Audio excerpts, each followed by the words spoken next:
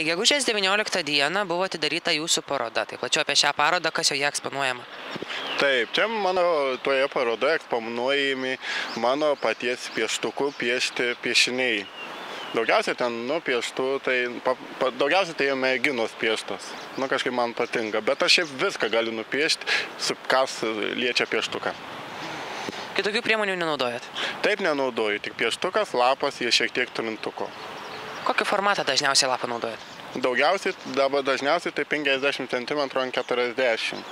Dar mažesnius, bet galiu nupiešti nuosi metrą dydžio, nuosi 2 metrų.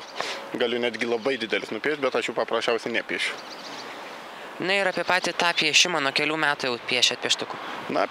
Piešiu jau nuo mokyklos laikų, tų metų tiksliai gal nepasakysiu, bet seniai, nuo 4-5 klasės pradėjau rimčiau į tai žiūrėti į šitą darbą.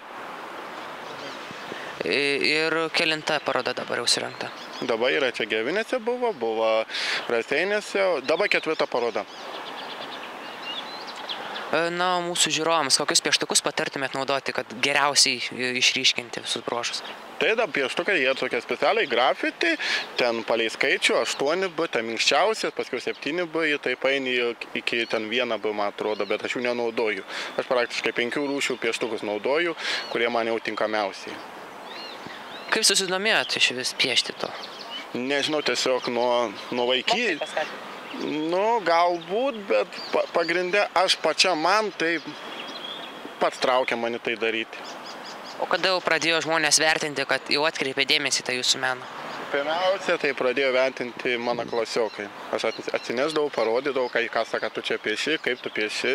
Ten panašu jau kažkas būdavo, kad į žmogų panašu, kažkas panašaus, kad jau įmanoma atpažinti. Iš to piešinio, aišku, nebuvo tokie kaip dabar piešiniai, bet pagrindė klasiokai, paskiau šeimos nariai, paskiau draugai ir taip toliau. Dažniausiai iš nuotraukų piešėt? Ar ir gyvai? Taip, iš nuotraukų. Galima ir gyvai, bet žmogus šiaip labai kruopštus ten darbas. Nepasėdės tikrai prieš mane, ten keletą dienų, netgi kartais būna net keletą savaičių vieną piešinį piešiu. Tiesiog nuotrauka prasideda šalia, iš jos nupiešiu. Kiek ilgiausiai truko jūsų pieštas paveikslas? Apie 2 mėnesius.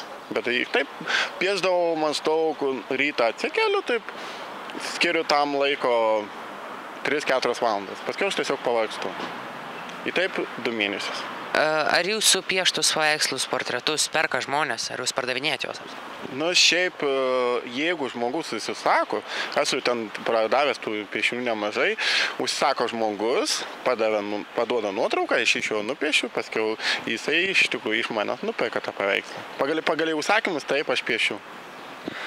Koks brangiausias jūsų buvo parduotas paveikslas? Brangiausias tai buvo 4 žmonės dideliame lape, tai neatsimenu tų centų, jau metras beveik ten, ir buvo 340 litų. Be rėmelių, be nieko, tiesiog popierius, nupiešta 4 žmonės, visa šeima.